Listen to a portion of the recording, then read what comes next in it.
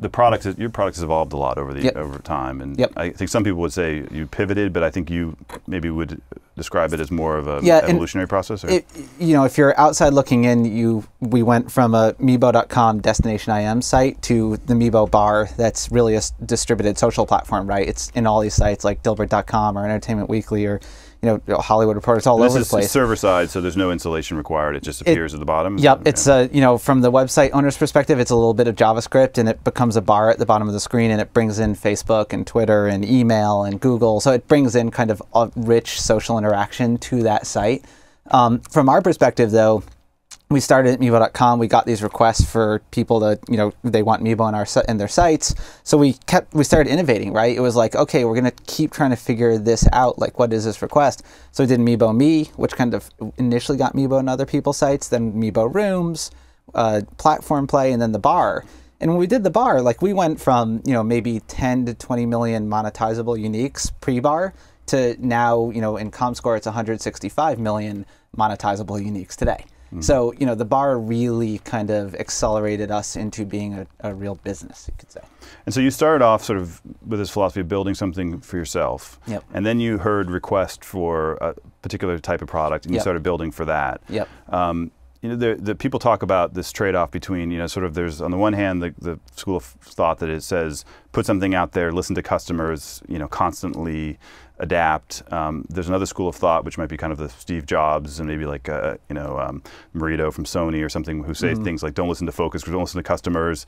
And if I listened, Henry Ford said, if I listened to my customers, I would have built faster buggies or something. Yep.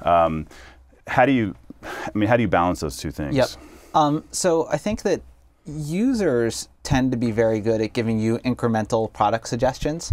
And when they're asked, sometimes they may be asking for something that would be revolutionary, but they don't realize they're asking for it. So a really good example is right now, if you asked all these sites that have Meebo deployed on them, right? Like there are 8,000 plus sites with the bar on it.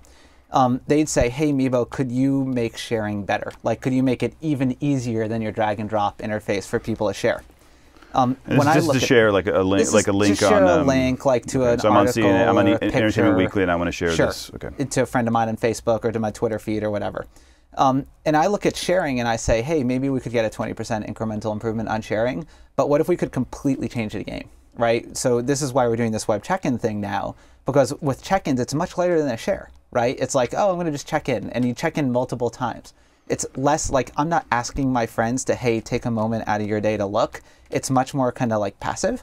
So there will probably be like a 5 times lift on links out from these sites because we're doing a whole new paradigm around check-in rather than share, right? So we're listening to what the kind of publishers or the customer is asking for, but we're not doing exactly. They'd say, hey, more sharing, and we're saying that would be like a 20% improvement. Let's try to 5x it, right? Let's do something really unique. So the advantage of a check-in versus a share is that a check-in is more passive. You're not actually pushing it in someone else's Twitter or pushing it in Facebook someone's sort of face. feed. Sometimes it would go to Facebook or Twitter, right? Like, let's say you've checked in on a site enough that you become a VIP. That's interesting because that means you're like, I'm a VIP on Autoblog, right? Okay. So that means I'm really into cars. That should go to like Facebook or Twitter if I want it to, right? Or maybe I earned a badge there or something like that. That could go. But just like, my 967th check-in on Autoblog, that's not interesting at all. So it's partially what goes to Facebook and Twitter, and then we think about it as well with what goes to the people's profiles on Meebo.